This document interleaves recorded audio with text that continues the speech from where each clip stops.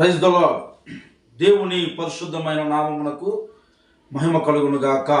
ఆమేన్. ప్రియమైన దేవుని బిడ్డలారా, క్రితం వారం ఎపిసోడ్లో మనము దేవుని చిత్తము లేదా దేవుని నిర్ణయాన్ని మార్చుకుంటాడా అనే విషయం మీద తెలుసుకొని ఉన్నాము. ఇంకా ఎవరైనా ఆ వీడియోని చూడకపోయిన ఎడల క్రింద మీకు ఆ లింక్ ఇవ్వబడింది, చూడగలరు. ఈరోజు మరి ఒక ప్రశ్నతో మీ ముందుకు రావడం జరిగింది. ఆ ప్రశ్నకు సమాధానం ఇవ్వడానికి మన మధ్యలోనికి గుడివాడ ప్రాంతం నుంచి మువ్వల అనిల్ కుమార్ గారు మన మధ్యలో ఉన్నారు. వందనాలండి. వందనాలండి.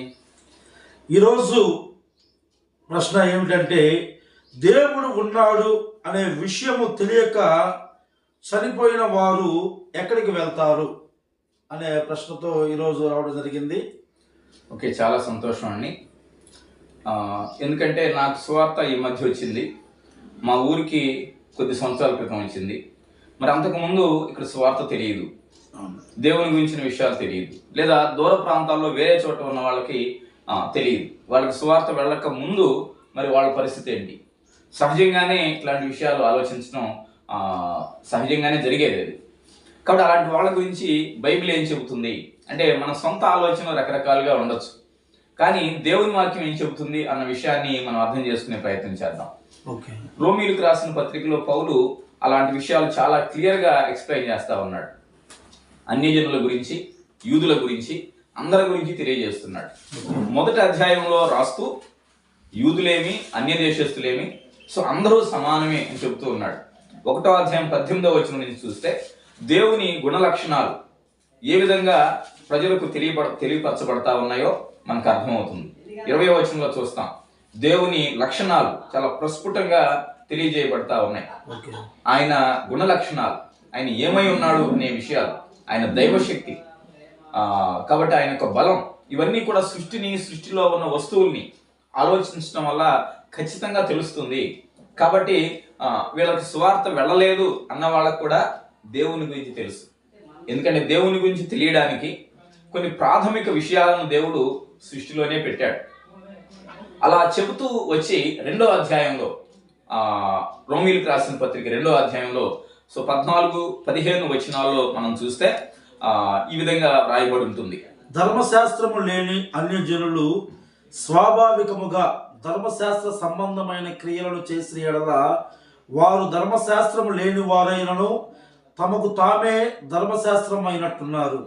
అట్టి వారి మనస్సాక్షి కూడా సాక్ష్యం ఇచ్చుచుండగను, వారి తలంపులు ఒకదాని మీద ఒకటి తప్పు మోపుచు లేక తప్పు లేదని చెప్పుచుండగను ధర్మశాస్త్ర సారము తమ హృదయముల యందు వ్రాయబడినట్టు చూపుచున్నారు. కాబట్టి వారి మనస్సాక్షి వాళ్ళ మీద తప్పు మోపుతూ ఉన్నప్పుడు ప్రతి వారికి ఇది ఉంటుందండి, సువార్త తెలిసినా తెలియకపోయినా. అప్పుడు వాళ్ళ మనస్సాక్షి ప్రకారం 100% వాళ్ళు నడుచుకుంటే వాళ్ళు తప్పకుండా దేవుని రాజ్యంలోనికి వెళ్తారు. అయితే ప్రాక్టికాలిటీ మనం చూస్తే, ప్రాక్టికల్గా ఆ విధంగా ఒక వ్యక్తి తన మనస్సాక్షి చెప్పినట్లుగా నడుచుకోవడం, కల్మషం తోచకుండా చూసుకోవడం అన్నది అసాధ్యం. అందుకే యేసు ప్రభు ఈ లోకానికి వచ్చింది. ఆయన యందు విశ్వాసం ఉంచినప్పుడు ఆయన శక్తి వాళ్ళకి సహాయం చేస్తుంది. కాబట్టి ఆ విధంగా కల్మషం తోచకుండా మనస్సాక్షికి వారు జీవించడం సాధ్యమవుతుంది. కానీ మిగిలిన వాళ్ళు కూడా అలా జీవిస్తే సాధ్యమే. కాబట్టి అది వాళ్ళ ముందున్న అవకాశం. అయితే దేవుడు మాకు తెలియదు అని చెప్పడానికి ఏ విధమైన అవకాశం లేదు. రోమీయులకు రాసిన పత్రిక 1, 2, 3 ఈ 3 అధ్యాయాల్లో అందరికీ దేవుని గురించిన విషయాలు తెలిసాయి. అయితే వాళ్ళు బుద్ధిపూర్వకంగా తప్పిపోయారు అనే విషయాన్ని ఎస్టాబ్లిష్ చేస్తూ వస్తాడు. కానీ వాళ్ళు కూడా వాళ్ళకి తెలిసిన సత్యాన్ని అనుసరిస్తే దేవుడు దాన్ని కన్సిడర్ చేస్తాడు. కానీ అలా అనుసరించడం ఎవరికి సాధ్యం కాదు అన్న విషయాన్ని మనం అర్థం చేసుకోవచ్చు.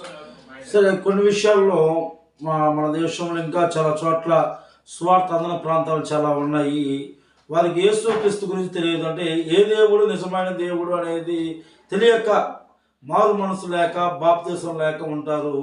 ఒకవేళ ఎందుకంటే దేవుని వాక్యం ప్రకారం నమ్మి బాప్తిసం పొందిన వాడు రక్షించబడను, నమ్మని వానికి శిక్ష విధించబడదు. కాబట్టి మరి వారు ఒకవేళ నమ్మకపోయినా, మారు మనసు లేకపోయినా, రక్షించబడకపోయినా వారు చనిపోతే పరలోకం వెళ్తారా లేక నరకానికి వెళ్తారా? ఇప్పుడు నేను చెప్పిన విషయాన్ని మళ్ళీ మీరు అడుగుతున్నారు. సో ప్రతి ఒక్కరికి కూడా వాళ్ళకి దేవుని గురించిన విషయాలు తెలియడానికి దేవుడు ఒక మార్గాన్ని ఏర్పాటు చేశాడు. వాళ్ళ మనస్సాక్షి వాళ్ళ మీద తప్పు మోపుతూ ఉంది. సో దాని ప్రకారం వాళ్ళు పర్ఫెక్ట్గా జీవిస్తే వాళ్ళు రక్షించబడతారు అని మనం అర్థం చేసుకోవచ్చు. ఇక్కడ 2వ అధ్యాయంలో రాయబడిన దాని ప్రకారం అలా జీవించడం సాధ్యం కాదు అని కూడా మనం చెప్పుకున్నాం. ఎందుకంటే మనుషులందరూ పాపం చేసి దేవుడు అనుగ్రహించే మహిమను పొందలేకపోతున్నారు, యూదులు కానీ అన్ని జనులు కానీ. ఇప్పుడు మీరు చెప్పినట్లుగా తెలియని వాళ్ళు ఎవరైతే ఉన్నారో వాళ్ళకి తెలిసినంత వరకు వాళ్ళు పాటించగలిగితే వాళ్ళు రక్షించబడవచ్చు అని మనం అర్థం చేసుకోవచ్చు. కానీ అది ప్రాక్టికల్గా సాధ్యం కాదు అని కూడా ఇక్కడ మనం అర్థం చేసుకోవాలి. ఇప్పుడు వాళ్ళ మనస్సాక్షిని బట్టి వారికి తీర్పు ఉంటుందా? అలా అని దేవుని వాక్యం చెబుతుంది. ఓకే, వారు అక్కడ బాప్తిసం లేకపోయినా మారు మనసు లేకపోయినా వారు చనిపోయినప్పుడు తీర్పు దినమున వారి మనస్సాక్షిని బట్టి తీర్పు జరుగుతుంది వారికి. అసలు ముందు మీరు అర్థం చేసుకోవాల్సింది ఏంటంటే రక్షణకు బాప్తిస్మానికి సంబంధం లేదు. ఓకే, సో బాప్తిస్మం రక్షణ కోసం కావాలి అని చెప్పే కొన్ని అబద్ధ బోధలు ఉన్నాయి, అవి వేరు. కాబట్టి రక్షణ పొందిన వాళ్ళు బాప్తిస్మం పొందుతారు. దాన్ని బహుశా గత వీడియోస్లో మనం ఆల్రెడీ చూసాం. కాబట్టి రక్షించబడిన వ్యక్తి అంటే ఆ వ్యక్తి మారు మనసు పొందాలి, యేసు ప్రభునందు విశ్వాసం ఉంచాలి. కాబట్టి ఈ రెండూ చేసిన వాళ్ళు రక్షించబడతారు. రక్షించబడిన వ్యక్తి చేయవలసిన మొదటి పని బాప్తిస్మం తీసుకోవడం. బాప్తిస్మమే కాదు, ఇక ప్రభు ఇచ్చిన ప్రతి ఆజ్ఞను అనుసరిస్తూ ప్రభు మార్గంలో అతను నడుస్తూ ఉంటాడు. ఓకే, మరొక ప్రశ్న, యూదులు దేని ప్రకారం ఇప్పుడు తీర్పు పొందుతారు? ధర్మశాస్త్రం బట్టి తీర్పు పొందుతారా లేక యేసు క్రీస్తును బట్టి తీర్పు పొందుతారా? యేసు ప్రభు తెలియకుండా ధర్మశాస్త్రం కింద ఇప్పుడు ఎవరైతే ఉన్నారో యూదులు, వాళ్ళందరూ కూడా ధర్మశాస్త్రాన్ని బట్టి తీర్పు పొందుతారు. ఓకే, ఎవరికి ఏది తెలుసో, ఎవరికి ఏదైతే వాళ్ళకి ఇచ్చాడో సో దాన్ని బట్టి వాళ్ళకి తీర్పు తీర్చబడుతుంది. వాళ్ళకి తెలియని దాన్ని బట్టి ఎవరికి దేవుడు తీర్పు తీర్చడు. ఈ విషయాన్ని అర్థం చేసుకోవాలి. యూదులే కాదు, ఎవరైనా సరే వాళ్ళకి ఎంతవరకు దేవుడు చెప్పాడో తెలియజేశాడో సో అంతవరకు ఆ విషయాలకు వాళ్ళని బాధ్యులు చేస్తాడు. కాబట్టి యూదులకి ధర్మశాస్త్రం మాత్రమే తెలిసిన వాళ్ళు ఎవరైనా ఉంటే, వాళ్ళకి క్రీస్తు గురించి తెలియకపోయి ఉంటే ధర్మశాస్త్రాన్ని బట్టి వాళ్ళకి తీర్పు తీర్చబడుతుంది. ఓకే, మనకి ఒక చోట వాక్యంలో మార్కు సువార్త 16వ అధ్యాయం 16వ వచనంలో మాట ఉంది కదా, యేసు క్రీస్తును నమ్మి బాప్తిసం పొందితే రక్షణ ఉంది, నమ్మని వానికి శిక్ష ఉంది అని. అది యూదులు యేసు క్రీస్తును నమ్మక మరణించారనుకోండి, వారు ఎక్కడికి వెళ్తారు? ఇప్పుడు మనం చెప్పుకున్నదే, వాళ్ళు యూదులే కాదు, యూదులైనా ఎవరైనా సరే యేసు ప్రభువునందు విశ్వాసం ఉంచని వాళ్ళకి రక్షణ లేదు, అందులో ఏ అనుమానం లేదు. ఓకే, అది యూదుడైనా కావచ్చు, అన్యుడైనా కావచ్చు, ఎవరైనా సరే యేసు ప్రభునందు విశ్వాసం ఉంచిన వాళ్ళు మాత్రమే రక్షించబడతారు. యూదులకి సపరేట్ ఎగ్జామ్షన్ ఏం లేదు. ఓకే, సో అన్యులు ఎలాగో యూదులు అలాగే, యూదులు ఎలాగో అన్యులు కూడా అలాగే. వారు ప్రభు అయిన యేసు కృపచేత విశ్వాసం ద్వారా మాత్రమే రక్షణ పొందుతారు. ఓకే, ఒక చిన్న డౌట్ అండి, తప్పకుండా బ్రదర్ అడగండి. మత్తయి సువార్త 11వ అధ్యాయము 12వ వచనంలో ఈ రీతిగా దేవుని వాక్యం ఉంది, దాన్ని కొంచెం తెలియపరచగలరు? మత్తయి సువార్త 11వ అధ్యాయము 12వ వచనంలో, బాప్తిస్మిచ్చు యోహాను దినములు మొదలుకొని ఇప్పటి వరకు పరలోక రాజ్యము బలత్కారముగా పట్టబడుచున్నది, బలత్కారులు దానిని ఆక్రమించుకొనుచున్నారు అని రాయబడింది. ఈ వాక్యాన్ని కొంచెం మాకు వివరించగలరు? ఎస్ బ్రదర్, చాలా మంది ఈ వచనాన్ని కూడా తప్పుగా అర్థం చేసుకున్నట్టుగా మనం అర్థం చేసుకోవచ్చు.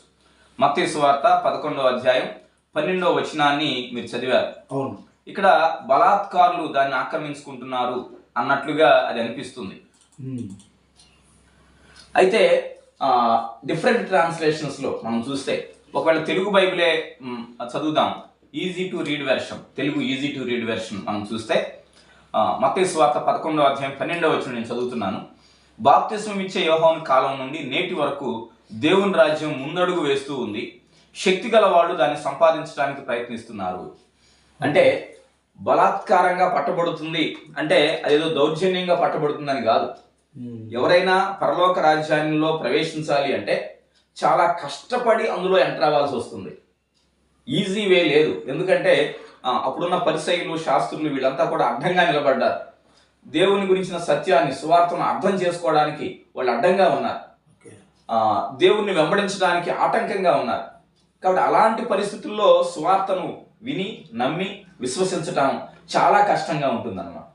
కాబట్టి అందుకే ఎవరైతే బాగా పట్టుదలతో ఉంటారో, నేను దేవుని రాజ్యంలో ప్రవేశించాలి అని ఎవరైతే చాలా గట్టిగా ప్రయత్నం చేస్తారో వాళ్ళు మాత్రమే ప్రవేశించగలుగుతున్నారు. అది దాని అర్థం. అంటే తెలుగు తర్జుమా సమస్య వల్ల మనకు అది కొంచెం కష్టంగా అనిపిస్తుంది. ఓకే. కాబట్టి ఎవరో కొంతమంది చెప్పారు, పరలోకాన్ని బలాత్కారులు ఆక్రమించేసుకుంటున్నారు. బ్రదర్, అక్కడ పరలోకం లేదు అసలు. ఇప్పుడు మీరు చదివిన వచనాన్ని గమనిస్తే పరలోక రాజ్యం. అవును. సో పరలోకాన్ని ఎవడో ఆక్రమించుకోవడం అన్నది అసలు అసాధ్యం. ఇక్కడ కూడా పరలోక రాజ్యం. సో దాన్ని కూడా చాలా కష్టపడి కొంతమంది ప్రజలు అందులో ప్రవేశించాల్సి వస్తుంది అనే అర్థమే అక్కడ ఉంది తప్ప దేవుని రాజ్యాన్ని ఎవడో ఆక్రమించేసుకుంటాడు. పూర్వకాలం ఒక రాజ్యం మీదకి మరొక రాజు దాడి చేసి ఆ రాజ్యాన్ని ఆక్రమించేసుకోవడం చూస్తాం. సో అట్లాంటి ఆక్రమణ కాదు ఇది. ఓకే.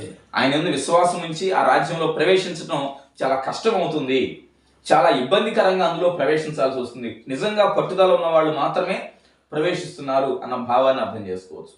ఈ రోజుల్లో కూడా అలాంటి పరిస్థితే ఉన్నట్టుగా మనకు అర్థమవుతుంది. శ్రమలు హింసలు ఎక్కువ అవుతున్నప్పుడు యేసు ప్రభువునందు విశ్వాసం ఉంచడం అంటే చాలా సాహసమే.